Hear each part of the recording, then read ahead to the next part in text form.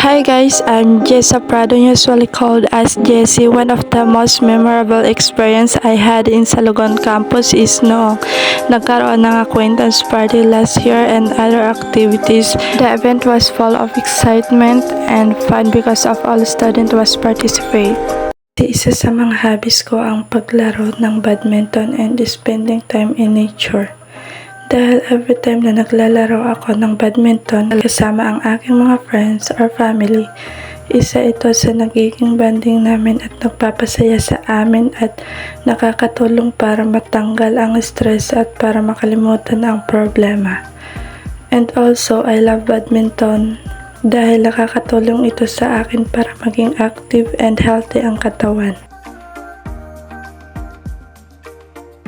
At pagkatapos namin maglaro ng badminton, naisipan namin na mag-nature trip because isa rin ito sa nagiging hobbies ko at ng kapatid ko ang pag-nature. Dahil nakakatanggal ito ng pagod, nakakatanggal rin ng stress and nakaka-relax kapag lahat ng nakikita din ng nasa paligid ay mga puno at fresh ang air. Isa ito sa reason kung bakit mas gusto namin palagi ang mag-nature kapag may free time. In recent years, I have also discovered a new hobbies. Ito ang pagbabike.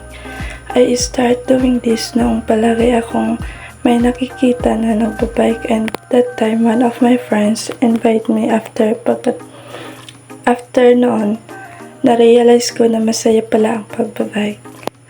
Kaya naman noong nakaraang taon, naging hobbies ko rin ang pagbabike.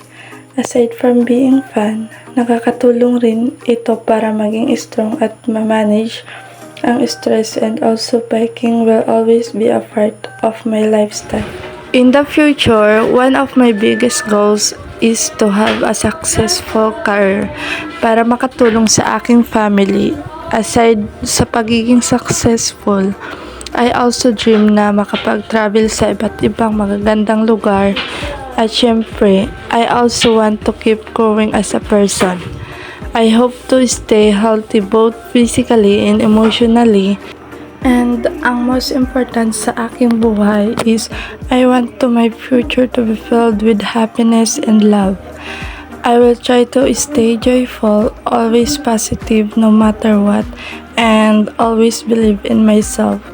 That's all. Thanks for watching.